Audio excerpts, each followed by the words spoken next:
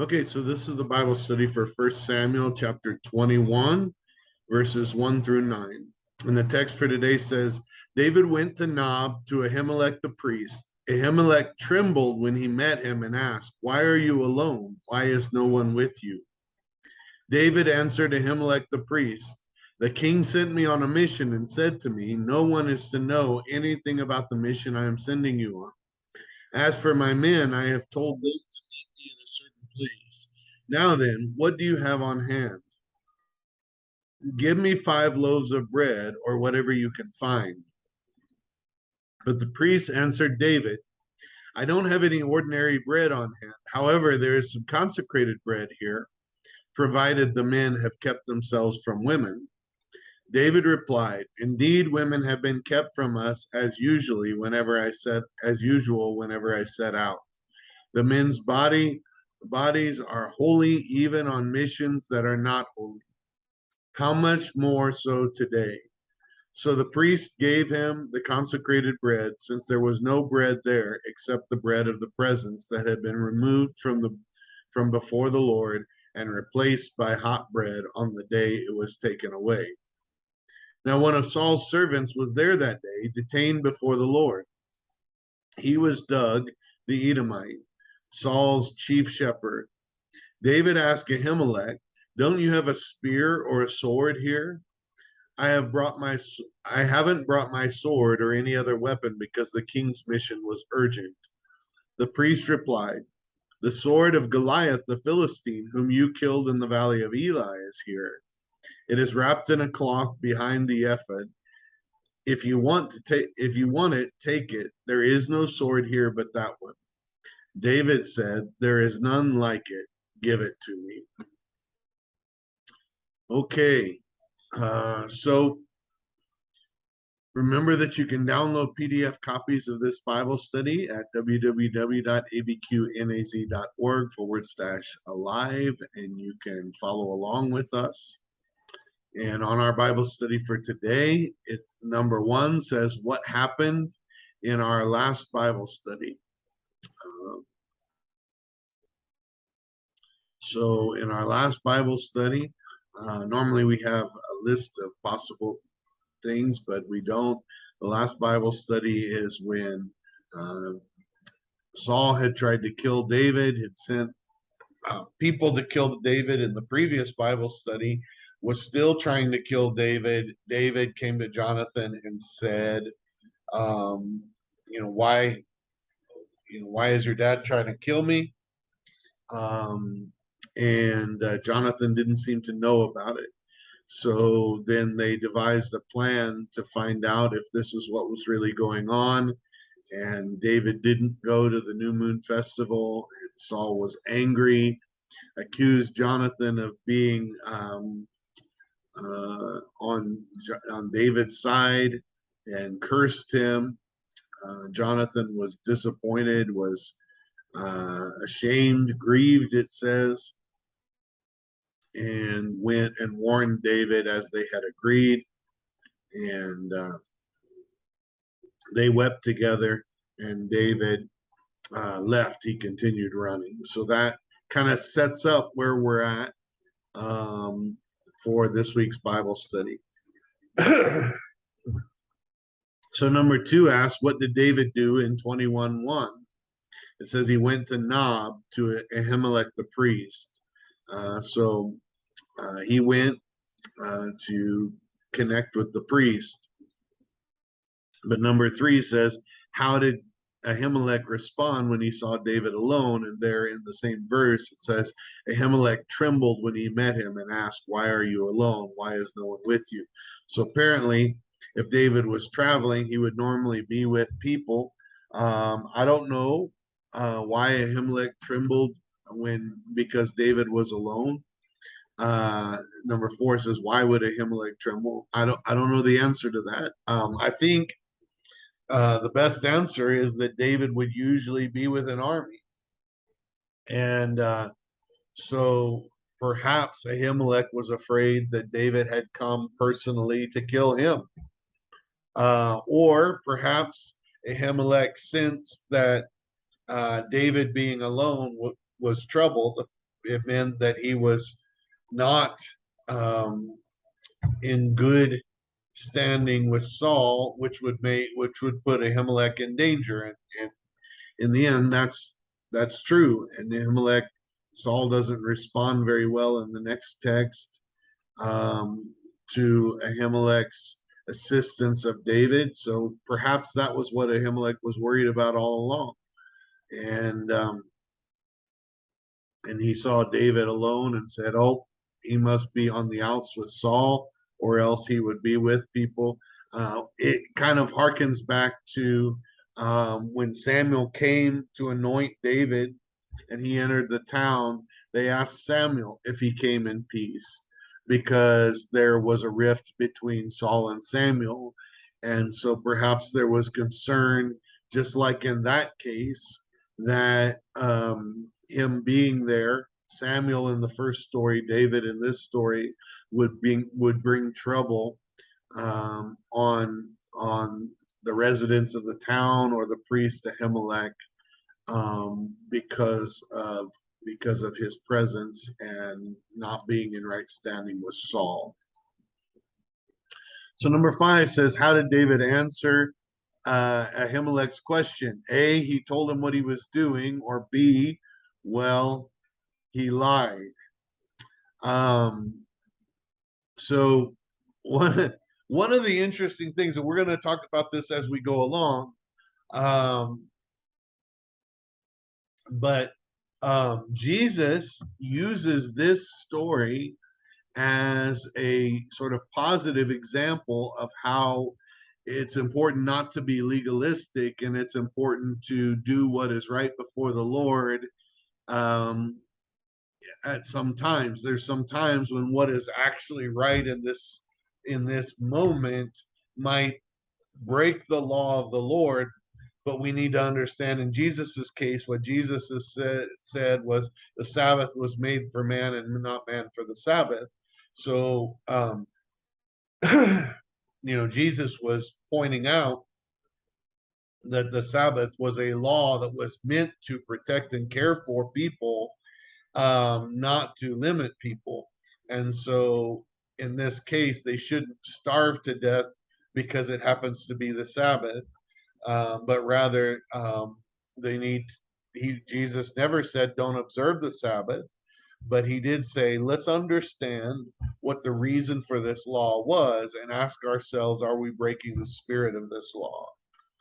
Um, Now, that being said, it makes it even more interesting, perhaps, that David lied to Ahimelech in this text, because it almost feels like Jesus was affirming David. And maybe we don't need to expand our understanding of this, but it feels like Jesus was affirming what David did, period. Which we would assume would mean all of what David did, including the fact that he lied to Ahimelech to get the bread. Now, maybe he wasn't affirming that. I'm not saying that he was, but we're in a day and age where politicians have to be very careful what citations they make, because if they point to a person to use as an example, for instance, and that person did something else bad in their life, and it's not just politicians, it's any public figure, then you can't, then you're torn down for having used them as an example. Maybe Jesus wasn't as concerned about that. Or maybe if we knew the reason that David lied, see, was David lying to protect himself, or was he lying to protect Ahimelech when Saul got there later and found out what he had done? Is it good to give Ahimelech the opportunity to blame this all on David, um, and say that he didn't know? Plausible deniability. um, does that somehow perhaps protect Ahimelech? And then, if that is the reason, then does that um, is that a good reason to break a law?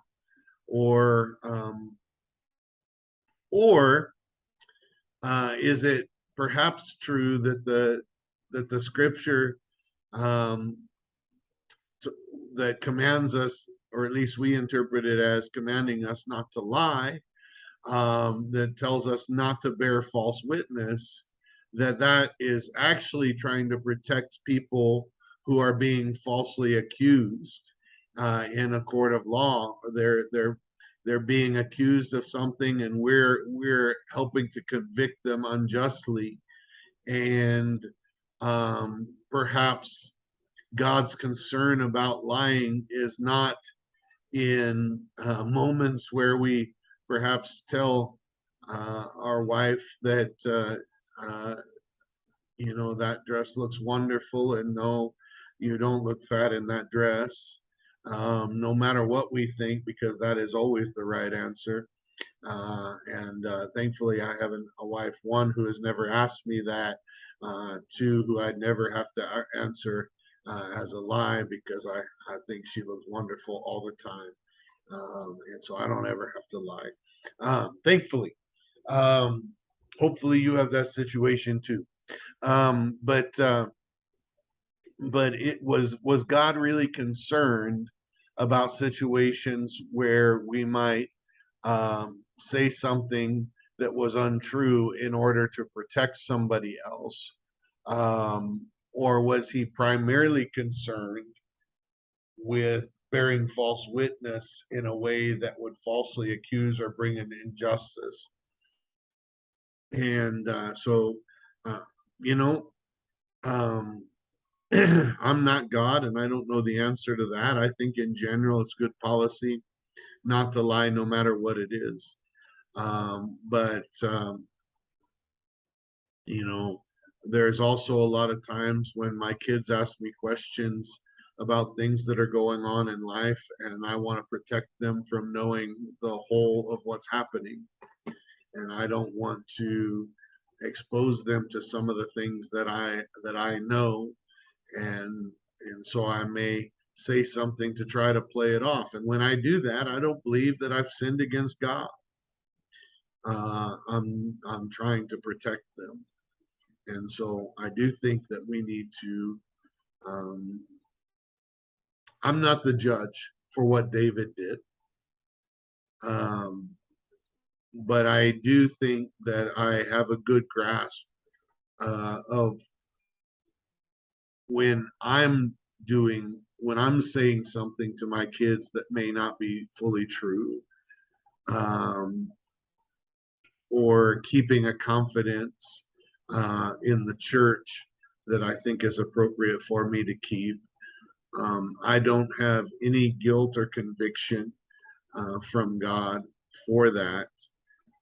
Now, if I was saying something to make myself look better, if I was saying something that was untrue to try to protect myself, I think I would feel very different.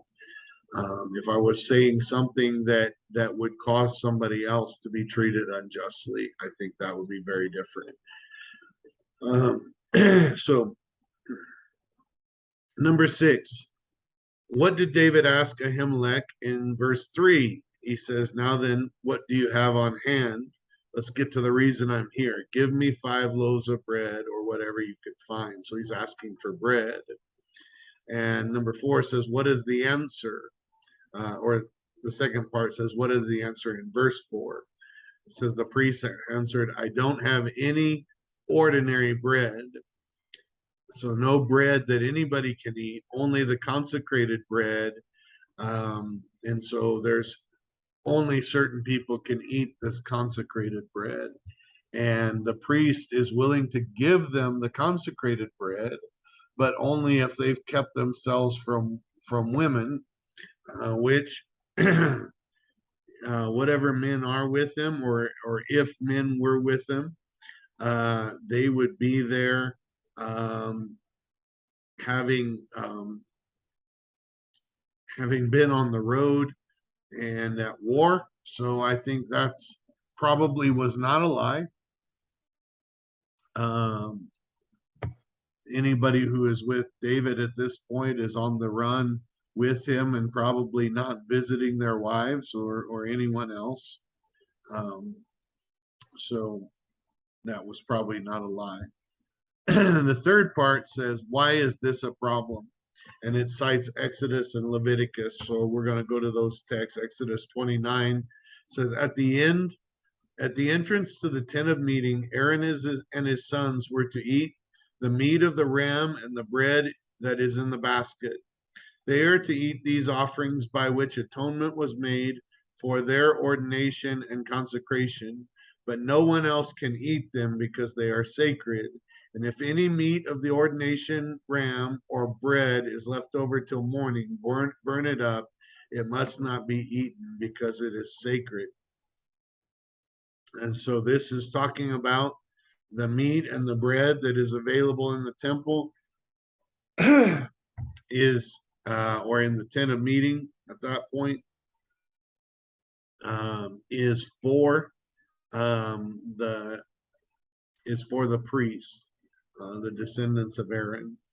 Leviticus 24:9 says it belongs to Aaron and his sons who are to eat in the sanctuary area because it is the most holy part of their perpetual share of the food offerings presented to the Lord. So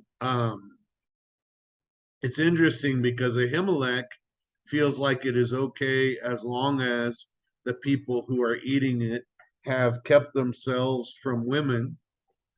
But according to the law, according to the letter of the law, it is for Moses or is for Aaron and his sons, for the descendants of Aaron who are the priests. And so Ahimelech allows for this. And this is actually what Jesus cites when he brings up the situation is that was intended only for the priests, but David ate it. So what are we to say about that? David's kind of a hero. Not he didn't do everything right, but in this case, um, it seems to have been okay. The priest allowed for it, and Jesus cites that and seems to be saying this other thing that my disciples are doing is okay because remember when David did this and that was okay. That's his reasoning. So the next question, question 7 says, how does Jesus talk about this incident in Mark 2:23 through 28? So it says, one Sabbath, Jesus was going through the grain fields, and as his disciples walked along, they began to pick some heads of grain.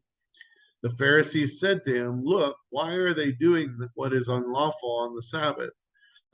So for background, it was unlawful for them to work on the Sabbath. There was a limited amount of distance that they could walk. There was a limited, they couldn't work in any way. And so they're not really working like, I mean, how do we define work, I guess? Well, the Jews, by the time of Jesus, had very clear delineations of what was considered work and what wasn't. And they had taken the law that was originally there and expounded upon it to say, okay, if you want to know what work is, this is what work is, and this is what work isn't. And honestly, they found loopholes to be able to do what they wanted within those designations. So there was only a certain distance from their house that they could walk, but then they would lay things down and claim that as their home because they kept something there, and then they'd walk a little further. So they found ways to get around the rules because they were so focused on the rules and not focused on the point of it all to begin with. So it's interesting that it's really where your heart is because Jesus is sort of pointing out an exception to the rule that follows the spirit of the law that God intended, but doesn't always necessarily follow the letter of the law. Whereas the Pharisees were making sure to follow the letter of the law, but were using the their interpretations of the letter of the law to do what they wanted, which actually did interfere with the spirit of the law. So God was actually trying to limit people's work. He wasn't hoping that they would starve to death. Um, and so he wasn't saying, no, you can't eat if I mean, they were probably doing this and eating the grain, and it wasn't like they were tiring themselves out.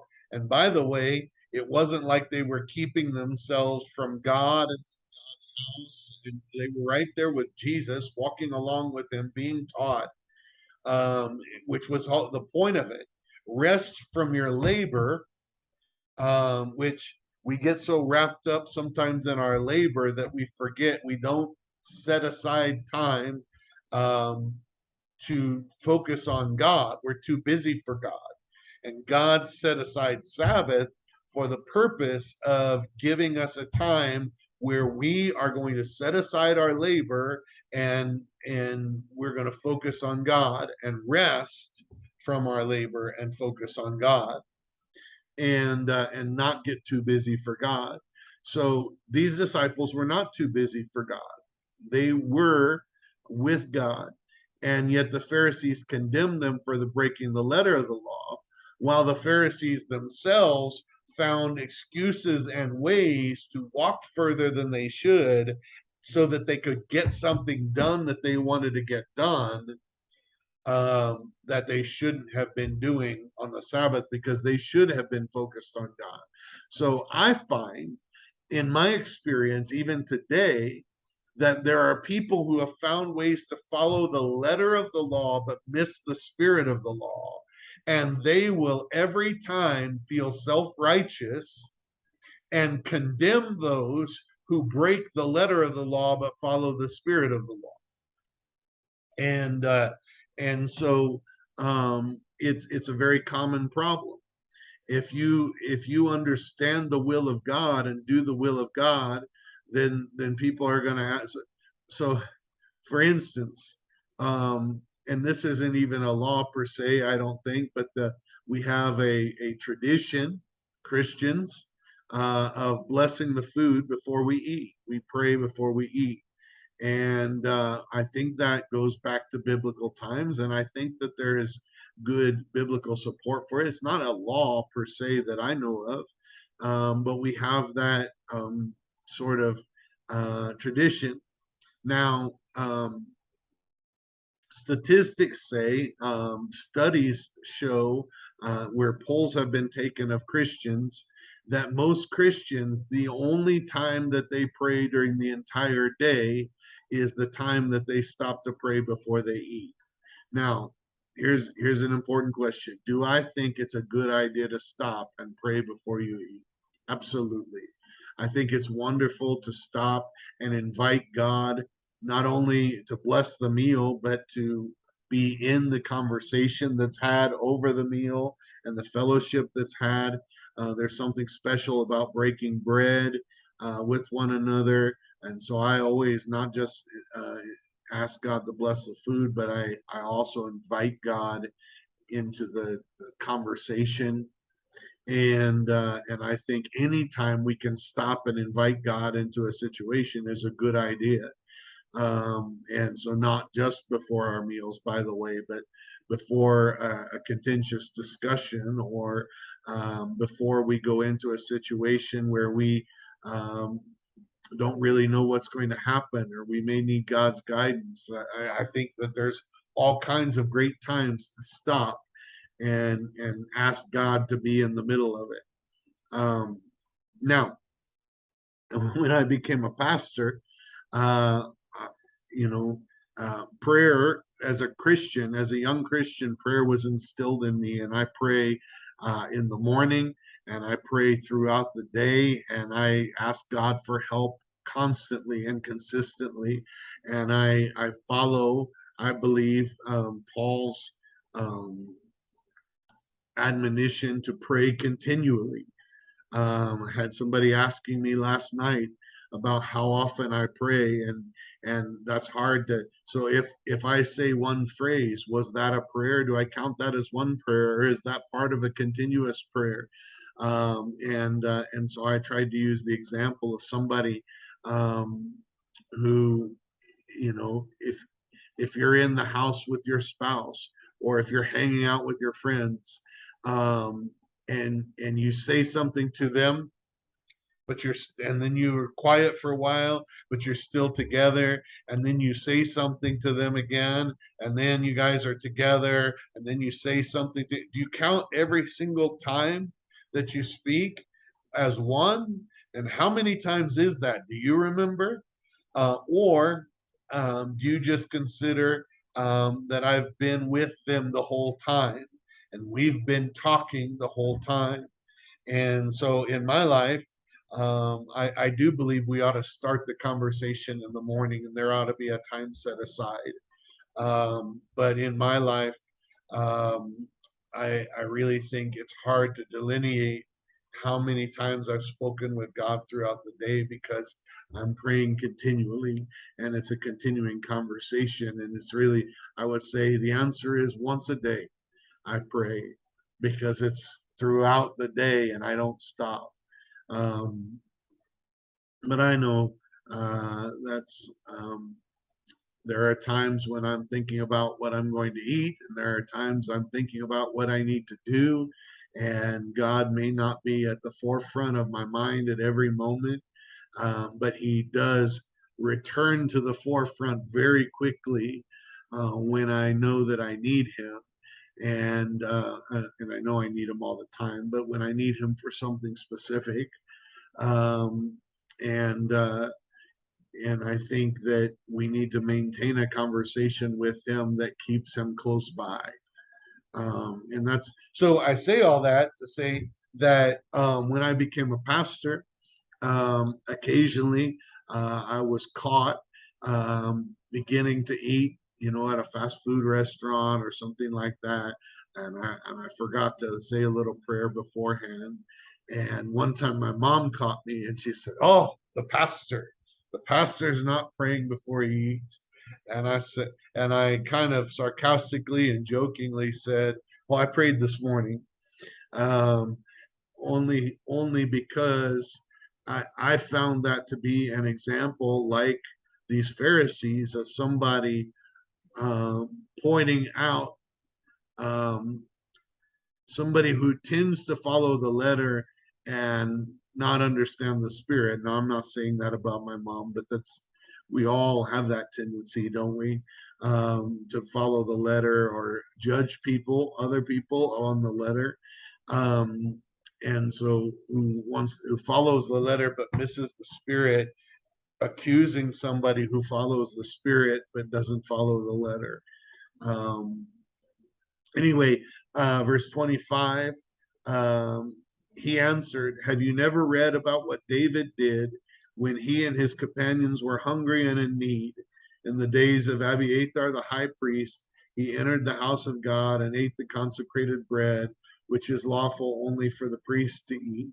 And he also gave some to his companions. Then he said to them, the Sabbath was made for man, not man for the Sabbath.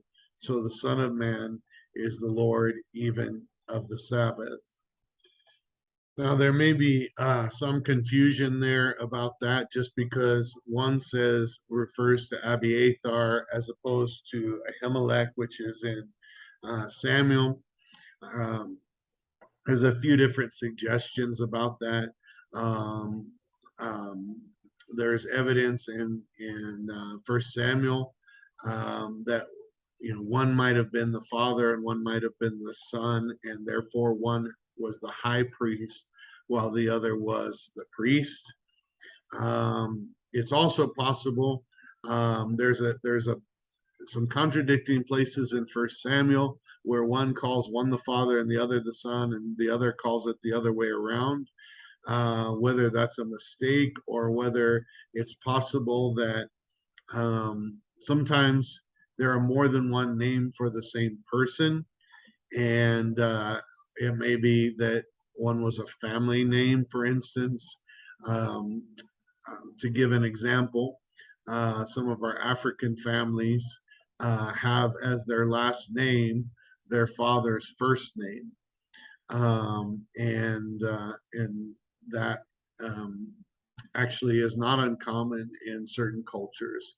And so, therefore, depending on when something was written and how they referred to one person, they might refer to them different at different times based on whether their father was still living and things like that. And so sometimes there are places in the Bible where two people, one person is referred to by two different names. I remember, I think in Isaiah, there was some examples of that. And, um, and so, anyway, this is referring to the same incident. Um, the discrepancy about who was the priest or who was the high priest, or notwithstanding. Number 8, what should we take away? Um, well, let me go back to number 7. I read this text, um, but let me just say, how does Jesus talk about this incident? When he says the Sabbath was made for man, not man for the Sabbath, he is pointing out that he understands the heart of God and the purpose for which the law was created, why God declared this law. And if you understand the reason that God declared this law, then you know how to follow the will of God rather than following the law itself. And so Jesus was pointing out that God's concern was for his people. It wasn't for people following the law. It was that the law was there to help his people. And so at the point where the law stands in the way of the good of his people, that wasn't his intent. Now, we have to be really careful with this because God knows the good of his people and we don't always know. So sometimes we're like, well, that's standing in the way of my good. I think I ought to be able to do this. God's standing in the way of my good. No, he may know your good when you don't even know it. So let's just um, let's just consider that and not throw off every law.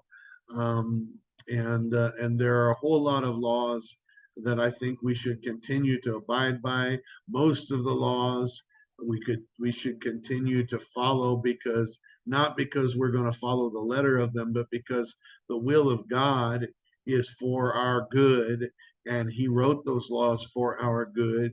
And if we're going to follow God in relationship by faith, so this is not salvation by the law or by works, it's salvation by faith. But if we're going to put our trust in him, some of these laws we will continue to follow because they were for our good and he still wants it for us. And so that's a difficult thing to process, and it takes maturity.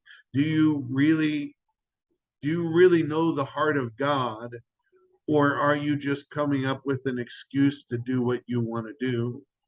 And that's the challenge when we talk about something like this. For somebody who is still struggling with their own fleshly desires and is selfish and doesn't want to do the will of God, they want to do their own will. Um, Talking about the law this way can seem like a permission for lawlessness. Paul struggled with that, and that was never the concern. That was never the point. That was never what was intended. Um, but rather, somebody who lives by faith in Jesus Christ no longer is held to the law in the same way. Rather, we are held to God's will for our life. And by the way, a lot of times we'll still follow the law because God's will for our life was declared in those laws. Number 8, what should we take away from this to apply to our own life? A, the rules don't mean anything. Lie, cheat, steal, eat the consecrated bread, pick grain on the Sabbath. None of it means anything anymore. We can just do what we want. That is not what we should take from this. That is what some people will be tempted to take from this. But I would argue that the only people that will take that from this text or this study are people that don't want to do the will of God to begin with. The people that are looking for an excuse to do their own will. and to fulfill their own selfish desires. Those are the only people that'll think that that's what this is, that's this is what that we're saying. The people who want to do the will of God, who know God, will interpret it differently. B, there's a purpose for these laws, and that purpose is good and keeps us on track. However, the rules were made for our protection and not to blindly follow. We must understand their purpose in order to fulfill their spirit, and yet understand when they could be justifiably set aside for God's greater purpose. And we need a real close relationship with God, like Jesus had, with God the Father, like Jesus had, in order to be able to tell the difference. Number 9 says, what do we learn in verse 7? So verse 7 says, now one of Saul's servants was there that day, detained before the Lord. He was Doug the Edomite, Saul's chief shepherd. So what we learn is that one of Saul's servants was there and saw this. The second part says, what do we learn about Doug in this story? So we learn that he was Saul's chief shepherd. We learn that he was detained before the Lord. The third part of this says, why do you think this verse is here? Because we don't hear anything more about Doug right here in this text, but we're going to hear about it in a little bit. And so it's some foreshadowing, some good storytelling, some foreshadowing of what is about to happen. So the purpose of this section of text is to tell the story of David. But oh yeah, by the way, Doug is here, and Doug is going to be causing problems here in a little bit. So you wouldn't have wanted to got to that and not see this. You want to know ahead of time that this is coming. It's sort of like an ominous scene in the if we were watching a video. Number 10, what did David ask in verse 8? Don't you have a spear or sword here? So now he's asking also for a weapon. Second part says, what was the answer in verse 9? The only thing that's here is the sword of Goliath the Philistine, whom you killed. So that's the only thing that's here. The third part says, do you think this seems appropriate? Why is this thing in the tent of meeting? Why is this thing at church? Well, God came through in that situation, and somebody has dedicated this to God. Now this is being given back to David in a way that seems incredibly appropriate, because who else should bear it but David, the one who killed that Philistine? The last part says, is this the way God provides in our lives? And I've never been given a sword, but I would say that many times God has um, used times in our life earlier. And perhaps David is the one that dedicated this sword. And the reason it's there is he gave it. And he gave it, and then God brought it back around where it was right where it needed to be at this time. So is it possible that God used that moment earlier, not just for the killing of Goliath, but for David's protection now? And what happened in this dedication of this sword was providing for this now. And I believe that God uses moments in our life where we are being consecrated or giving over things to Him, and He uses that for the future, for our good. And maybe it's a thing, or maybe it's some aspect of growth that we have. But in the end, He has a plan for that in the future, and nothing is wasted. And I do believe that that's exactly how God works.